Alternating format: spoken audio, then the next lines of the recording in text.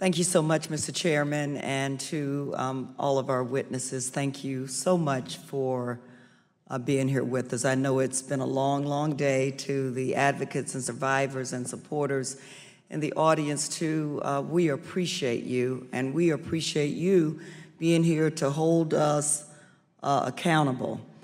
This is a tough subject, I think, for everybody, well, most people in the room. I spent 27 years as a law enforcement officer, and I served as the chief of police in Orlando.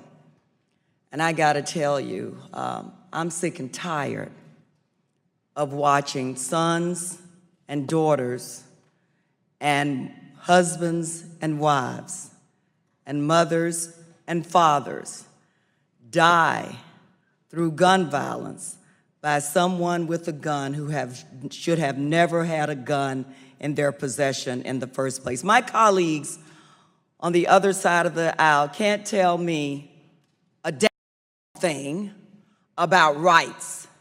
Because you know what? I can't help but think about the rights of the victims who died at the hands of someone with a gun who should have never had a gun in the first place. My goodness. In a country that we say is the greatest country in the world, we are 25 times more likely to be killed through gun violence. In a country that we say is the greatest country in the world, my God, you ought to be able to go to school, go to church, go to synagogue, go to a concert, go to a movie theater, go to a nightclub. Not just in Orlando, but in any city in this country, and not have to worry about somebody walking in with a gun. Ronald Reagan, Republican president, said legislation would be worth passing if it meant even small reductions in gun violence. Which life? Tell me which life? If it saves one life, which life is not worth saving? Which life?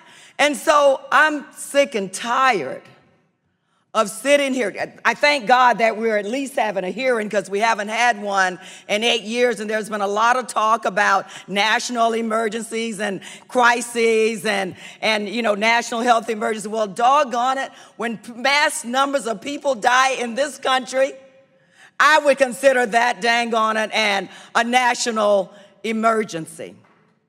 It's time. And Congress, we sit here with the ability and the power to do something. And history will not be kind to us if we continue to allow the gun lobby to buy us and sell us. Now is the time for change. If you don't have the guts or the courage to do something about this issue and send a message to the American people who desperately turn to us, then it's time for you to leave. It's really time for you to leave. And I want to talk to my law enforcement colleagues, I still consider you colleagues, and to the emergency room doctor. You deal with this every day.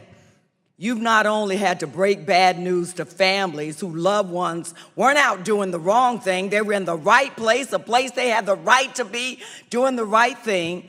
Not only have you had to break that bad news, but you've also had to bury your own, because they died as the result of someone who shouldn't have had a gun in the first place. I talked to an emergency room doctor after Pulse, who shared to me the difference in the victims who were shot with an assault rifle versus those with a handgun. Chances of survival are almost zero when you're shot with an assault rifle. So please, in the little time we have left, Major in Chief, if you would please just talk about gun violence in your community and why this issue is so important to you, and then we'll end with the doctor.